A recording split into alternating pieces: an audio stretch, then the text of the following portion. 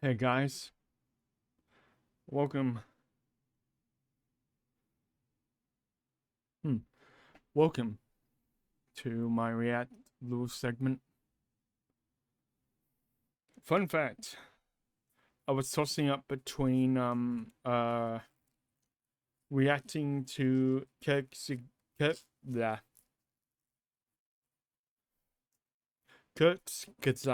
There we go. I have to really concentrate to say their name. Anyway, uh, I was thinking of reacting to their newest video, but I remembered. Well, one, I actually tried to, didn't really work. So I got my my second choice, which is actually my first choice here. So yeah, this. I mean, there's actually two of them that I was actually looking for because in either one of these videos he actually introduces a new way to count time.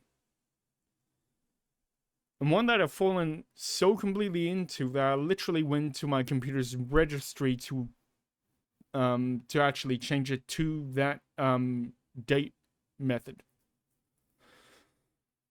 That's how dedicated I am. So yeah. One, hopefully this is the video I'm thinking of. I'm pretty sure it's this one. And two, I hope you can I can like induct some more people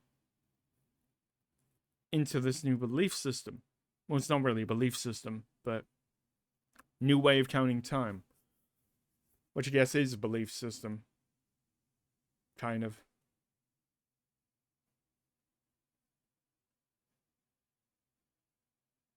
Yeah, anyway. Also, quick side note, I realized that for the past couple of React segments, I haven't actually linked any videos in the description. So I gotta start doing that again. In fact,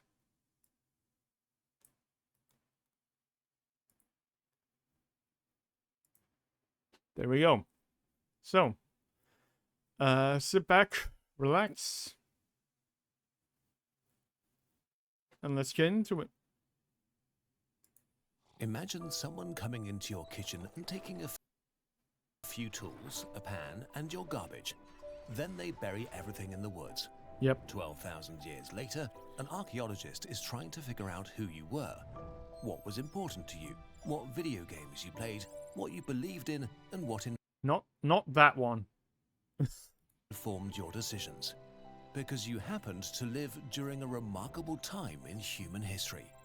The planetary revolution, when humanity transitioned, becoming a multi-planetary species. In that time, our numbers would explode by orders of magnitude. Our technology and standard of living would improve to levels previously thought impossible, and our self-conception would change forever. Also, note this video is 5 years old.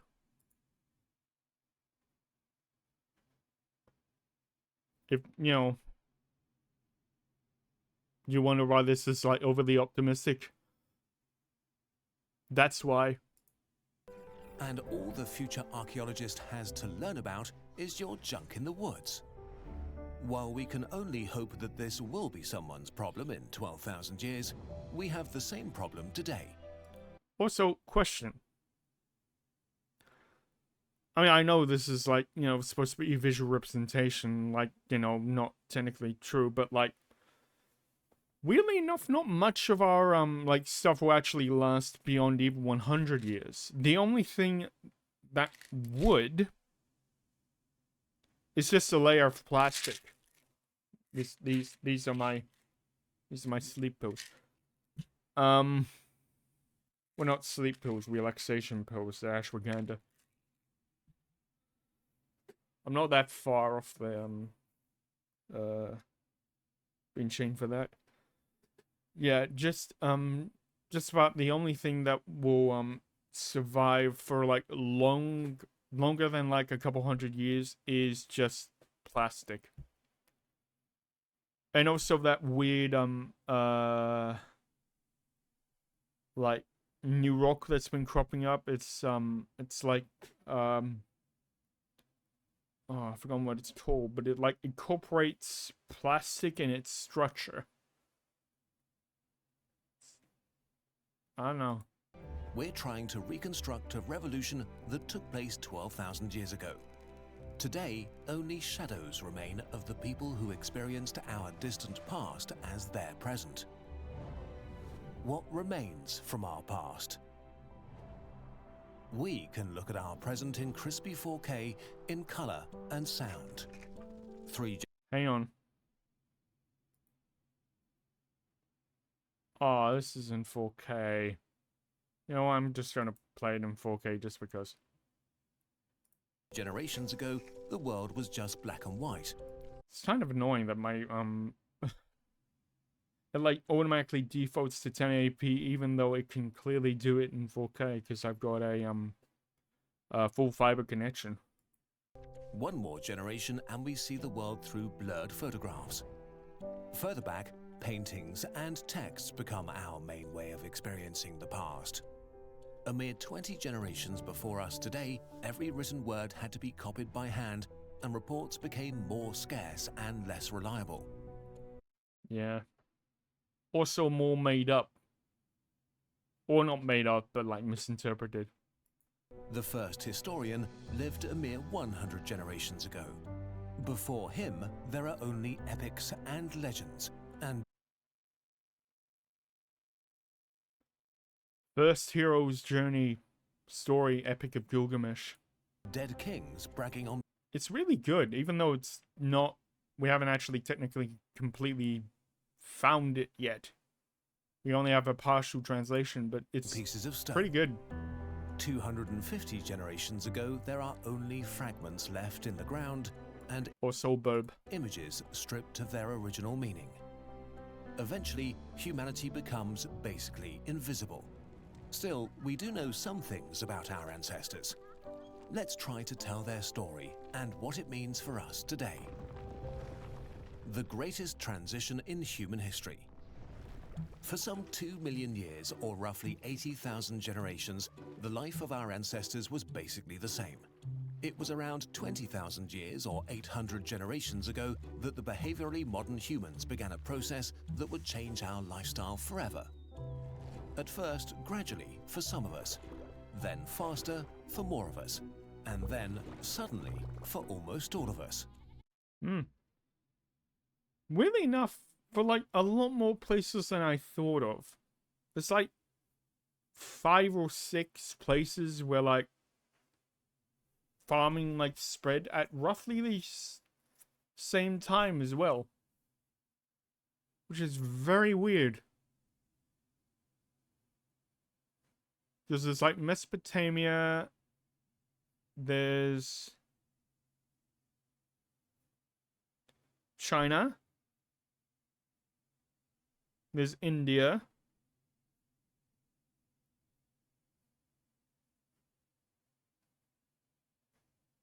and there's a place in America that I can't remember.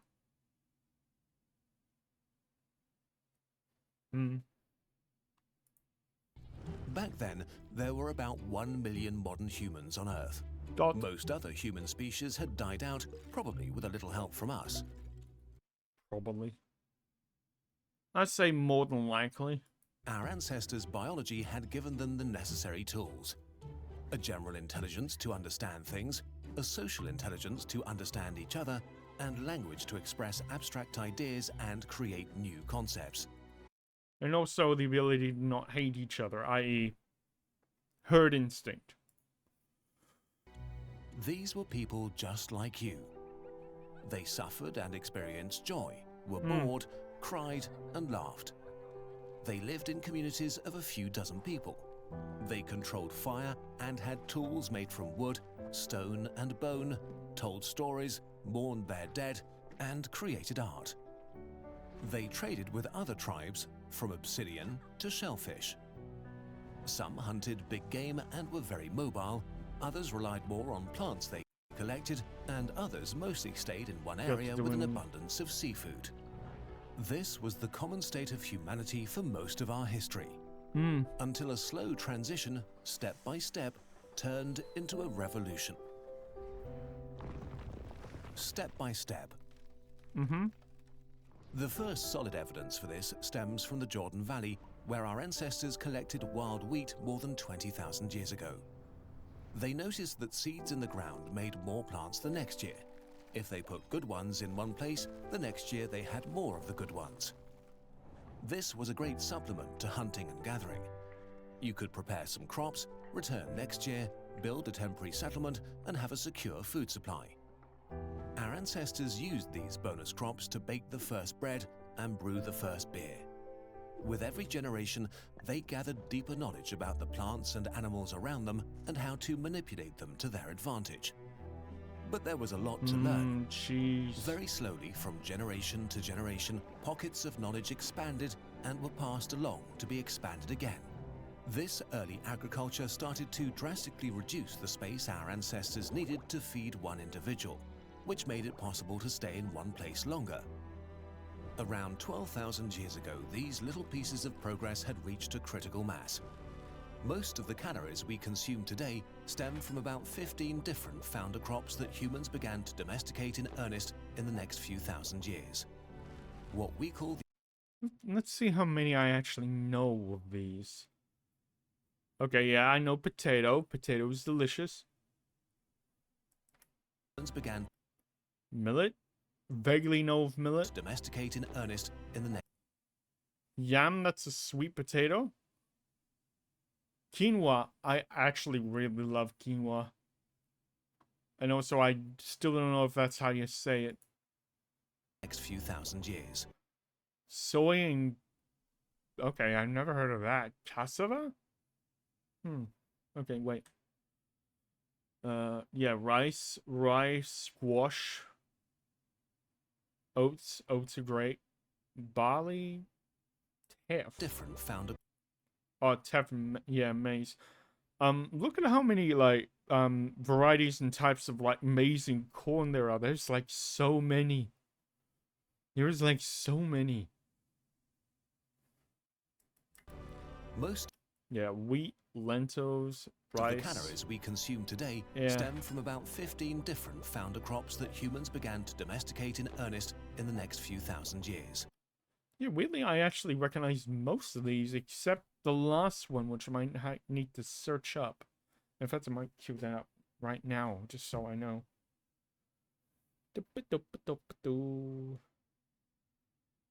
even though I have watched this before, I don't remember everything about it. Hang on. Cassava. What is that? Root vegetable. I can gather that. Underground part of the cassava shrub. Similar shape to sweet potato.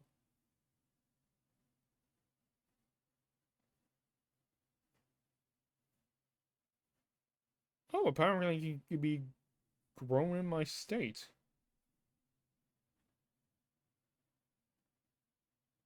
What is it?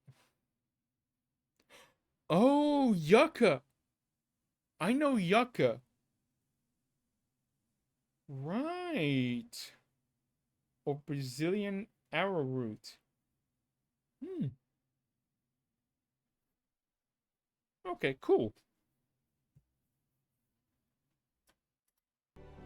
What we call the agricultural revolution was not a thing that began suddenly one day.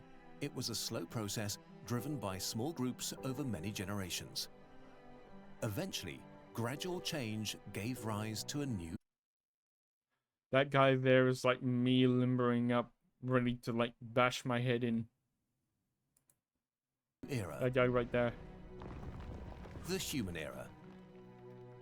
During the next few thousand years, progress would speed up and turn hunter-gatherers into farmers who lived in villages, towns, and then cities. Why does this just like... just be like, congratulations, you've graduated from basically living, freely and just like, going around, seeing the world, being like healthy. Congratulations, you are now have a job trying to feed the local surf lord. Why does it feel like a downgrade? Like, literally. Congratulations, you are now a wage slave. When farmers moved into new areas, they replaced the nomadic tribes or turned them into farmers too. This was neither easy nor painless. In the early days, people had a diverse diet made up of up to 250 different plants and animals. Oh yeah, this is exactly what I said. Just be like, yeah, congratulations, you've migrated from being like healthy and happy and living and like walking, everywhere and having a diverse diet into only living on one crop diet forever. Having to like, donate your food to the local surf lord in order to survive. Yay! That is apparently an upgrade. For some of the groups transitioning to agriculture, the variation in their diets declined drastically, and some even seemed to have been undernourished. And living close together and with animals created a breeding ground for disease. Oh yeah. Virtually every infectious disease caused by microorganisms that have adapted to humans arose in the last 10,000 years. Cholera, smallpox, measles, influenza, chickenpox, and malaria. That's kind of fucked, though.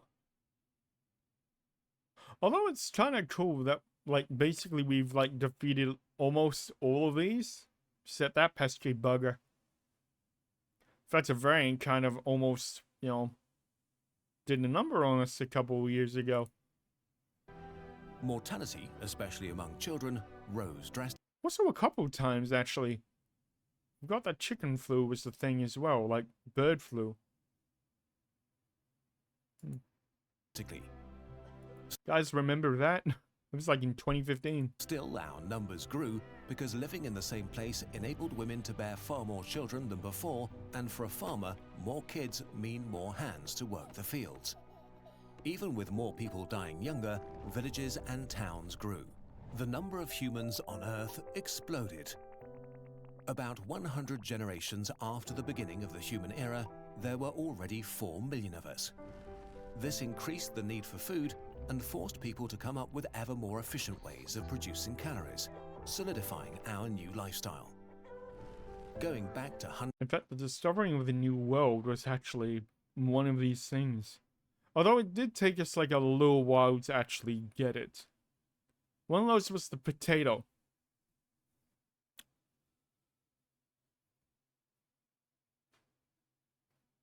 Well, actually, the potato and the tomato, actually.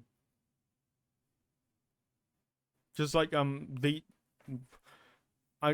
really love like telling the story, but the tomato never actually like entered into like Italian cooking, which is what we normally associate with it, until about 1830 or 1850, which is basically just after, well, not actually just after, but like, yeah, wait, when did the Italians unify again? It was like 19,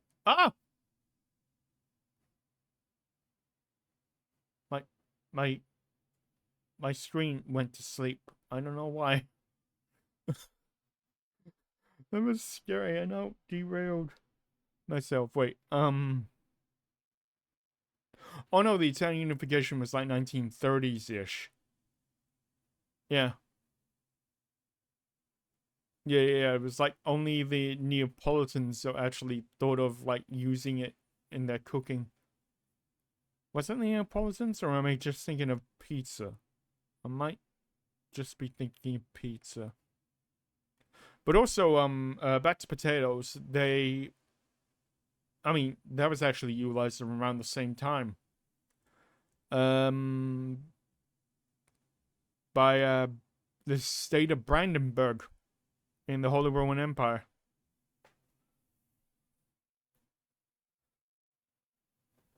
that it was probably their well, like the realizing of such an important crop probably enabled them to actually form Germany.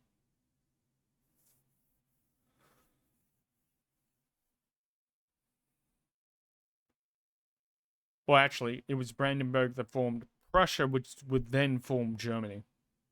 I think. Not sure about that. Anyway. Hunting and gathering would have just meant death by starvation for most. One question remains unanswered. Why? Why would people exchange the freedom of living off nature with a huge variety in food for the grind of agriculture and often more limited diets? Nobody knows for sure.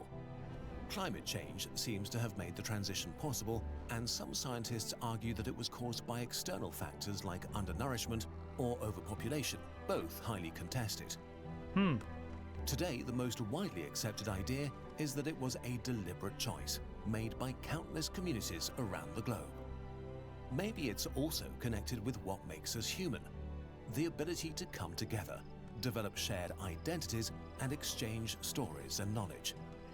Some archaeologists think that groups of hunter-gatherers traveled long and far to celebrate, to hold feasts and rituals.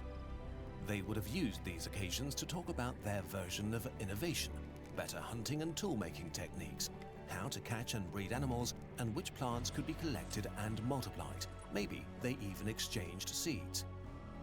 It's not unlikely that these gatherings were the catalyst that spread the knowledge of agriculture through the many isolated groups of humanity, ultimately ending a lifestyle that was common to our species for thousands of generations. So by being able to come together, celebrate, share, and learn from one another, these humans might have taken the steps that led to our modern world, and we have much to be grateful for. We are still the same humans today, even if it often doesn't feel that way. Maybe it's time to come together to share what we know and celebrate our existence once again, to begin another peaceful transition, maybe the planetary revolution that will change everything once more. So, hopefully, in another 12,000 years, our descendants will look back on us today with gratitude for the amazing world they are able to inhabit. And now, we'd like to tell you a story about a Kurzgesagt video that took us over 1,000 hours to create. It all started with a simple idea. We stumbled upon something truly awe-inspiring. A piece of knowledge so important, we wanted to share it with as many people as possible. So, we got to work. It took many days and nights, but finally, we managed to craft a perfect script. Then the illustration and animation burbs took over, and the visual magic began. And at last, after over 1,000 hours of hard work, this video was ready to be released to the world, bringing joy and inspiration to so many people. So, what was this very special video that took so much time, so much love, and so much effort to create? In reality, every single video we create takes this much effort. It might seem excessive for a YouTube video, but for us, it's the only way. Making each video to the best of our abilities, be it in research, writing, or visuals. Always challenging ourselves. No compromises. But there's one special group of people that make this exciting endeavor possible. Our patrons. They are by our side during every part of the process, lifting us up and supporting us. Spending this much time on a single video is a really bad business decision. But our patrons make it possible. They are a vital part of the Kurzgesagt team. If you would also like to be part of our team and help us create inspiring stories, support us on Patreon. This way, you're supporting and contributing to our mission of making science and humanism appealing to as many people as possible while Humanism doesn't sound like a word. Humanism. getting some exciting exclusive perks and insights in return, like a sneak peek into our next video, monthly behind-the-scenes updates on what's happening at the treehouse and what we're working on, as well as exclusive wallpapers or even your own unique Kurzgesagt burb created especially for you by one of our illustrators. Become a patron. Become a part of Kurzgesagt. Alright, this wasn't the video I thought it was. But it was fun nonetheless. Alright, you guys saw me copy it, so I'm legally now obligated to share the video. And while I'm there, I've gotta like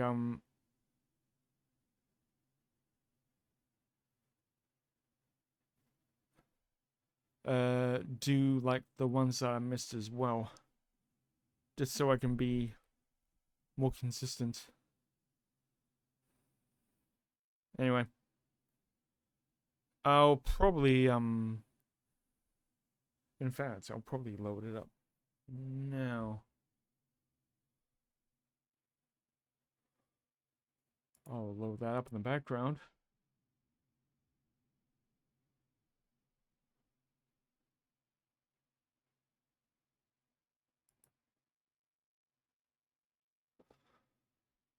But yeah, I hope you guys have a wonderful rest of your week. I will probably I will search for the proper one that I want you guys to react to. Then I will indoctrinate you into the ways of the Holocene calendar. Stay tuned for that. Please like, share, and subscribe.